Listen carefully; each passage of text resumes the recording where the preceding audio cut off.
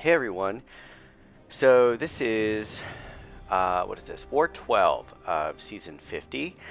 This is our final war of the season, and we are right on the cusp of whether we make it into Masters or Platinum 1. So a win means we make it to Masters, and a loss means we don't. So very, very important war. I have 5 fights I'm going to take. I'm going to be taking Path 4, Section 1, and first I have this Void.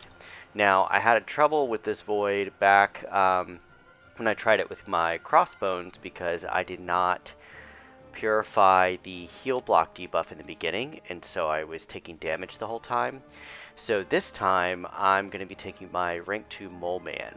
And I am running the recoil tree, so I never use that during war, but now that it's easy to switch between masteries, I opted to give it a shot. So the goal is just to nuke down this Void, who I think is rank 3 once I figure out my boosts, which of course I'm taking forever on once again. Come on, Joey, let's go. Please. Okay. Yes, a rank 3 Void. So, I watched some of Nagase's videos to see how he likes to take this fight. So yeah, you do a heavy, and boom, already done. And then, of course, I get hit. So I'm like, well, shit. But the goal here is to have Void hit me, and then I wanted to be unstoppable when I did that.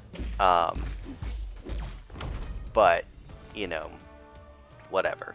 But I think when you're unstoppable, you get more attack rating or something, or guaranteed crits. I can't remember. I'll have to look at his kit. But anyway,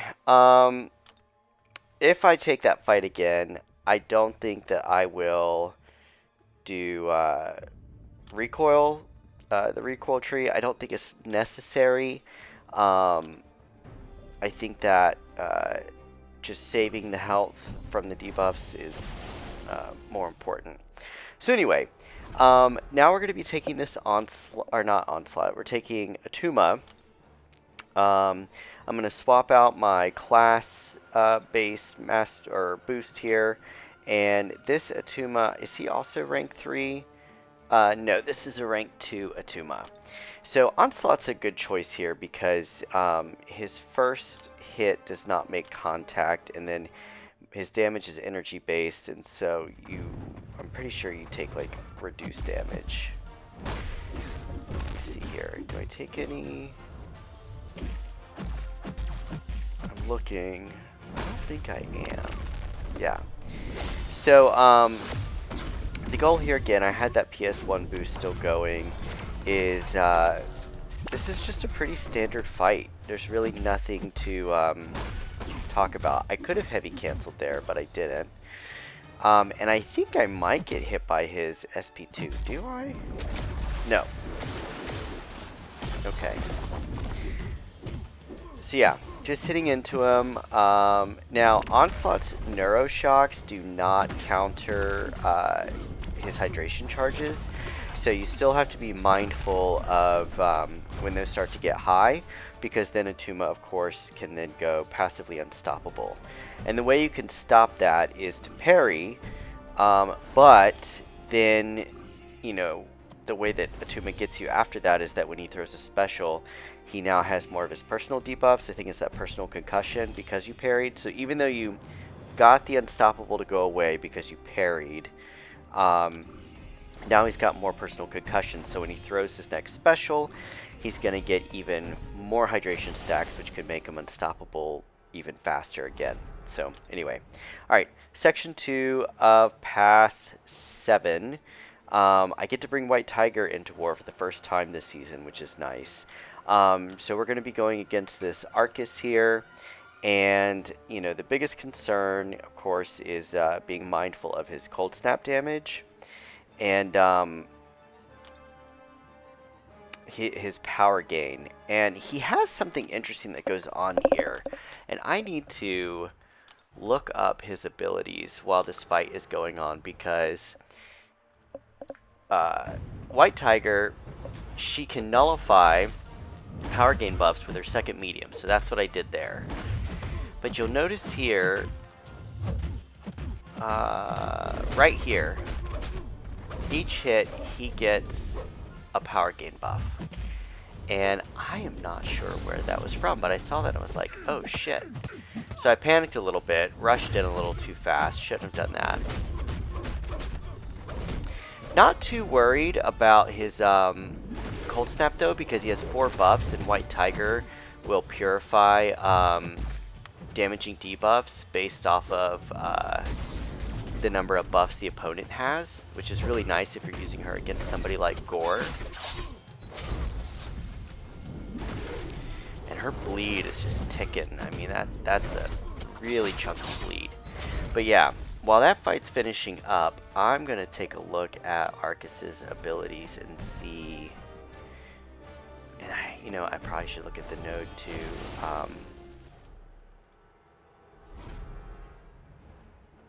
Oh, he also gains 1 whenever his power is drained, stolen, or burned, or whenever he receives a power lock debuff. So, good to know. Was not aware of that ability with Arcus.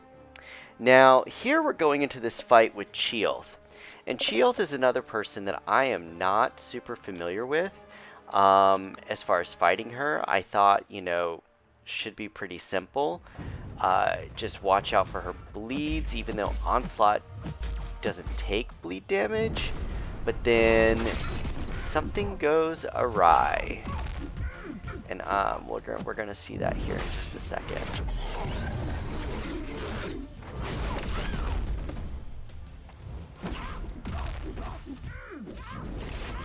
So, just fighting her. The idea here with this node is to be mindful of the power gain once she starts cleansing, because she'll get passive energized buffs. So you see she's already got 6. So looking back, I don't know that Onslaught was necessarily the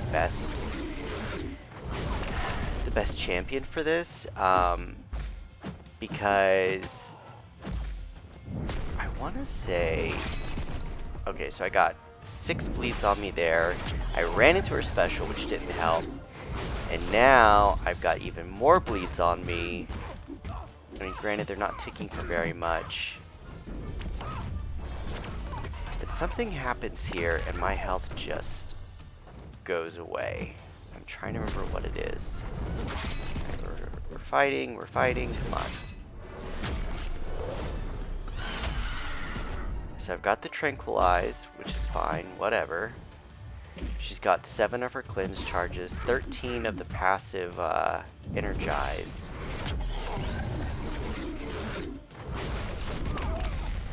I don't know why I tried to just pause those 3. Okay, that's where I'm taking 300 damage there.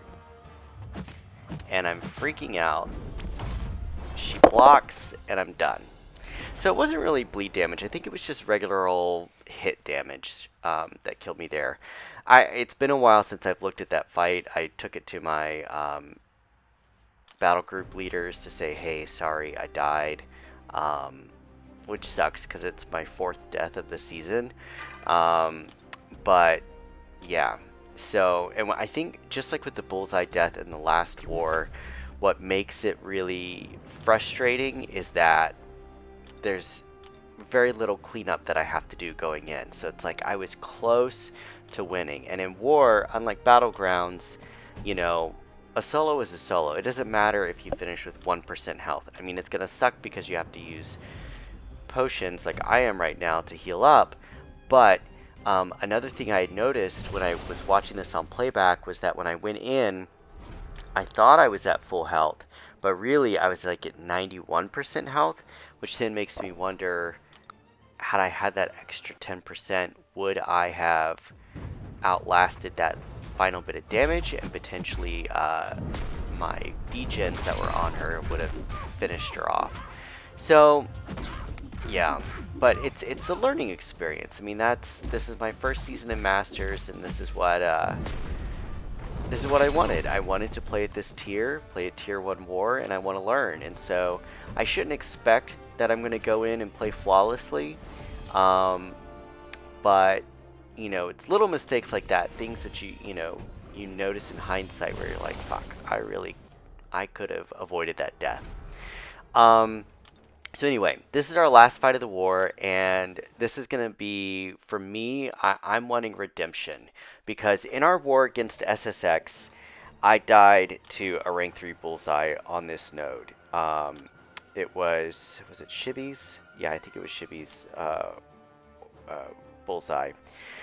So, and I remember in that one, I took a 5-hit combo to the face, I took a special to the face. I did not play it well. So here, I'm going to go in, I want to play more cautiously. And I can't remember exactly how well I perform, but I do a heavy at the start to get that protection down. And then I remembered, alright, so even though I could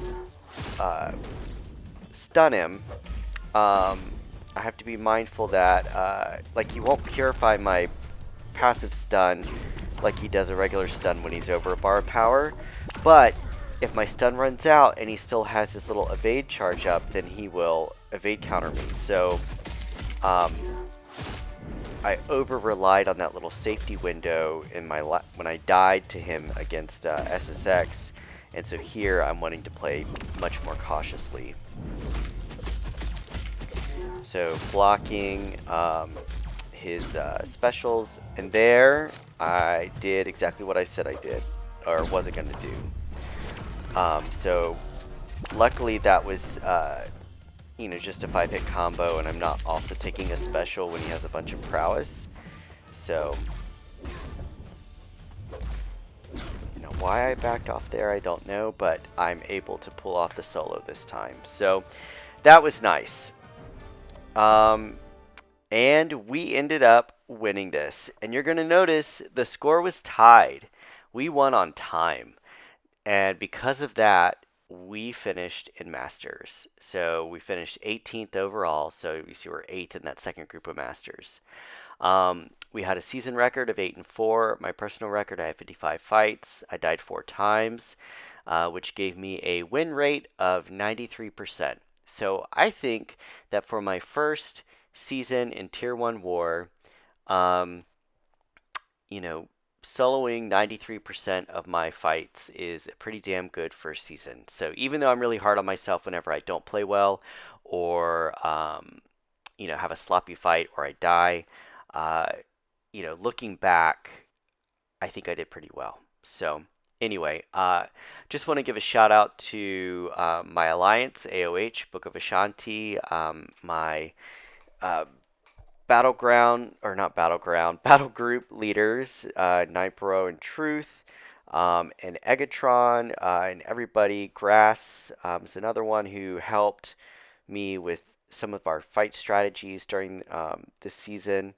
And also to my friends over at SSX who, even though I'm not in their alliance, Fuzz and Bitter and all those guys over there, TJ, they're able to, or they're open to me sharing my war videos, giving me some coaching, some insight, some advice, even during our war where we were fighting each other. So really solid group of guys over there.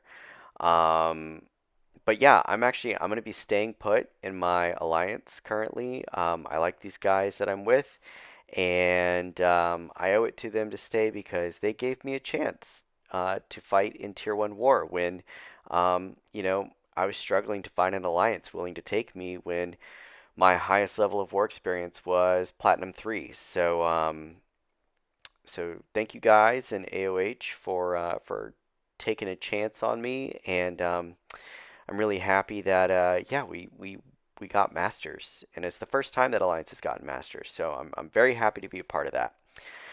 All right, well that does it for the season. I don't know when season 51 starts, but it will be another season of this tactic with Clarity and whatever the House of Mirrors tactic. So we have one more season of that, and then we'll go into whatever the next tactic is going to be. And I was looking earlier, and typically your champs that are your defenders, in one meta then go to be your attackers in the next meta, which would mean that tech and science should be our attackers for the next meta, and our defenders would then be mutant and mystic. So yeah, at least that's what I'm thinking it should be. So that'll be fun to kind of plan for rank ups and whatnot. But anyway, thanks again for watching. This video's gone on way long enough. I will catch you all next season, or if I do any live streams or another video, maybe a crystal opening. Who knows? All right, take care.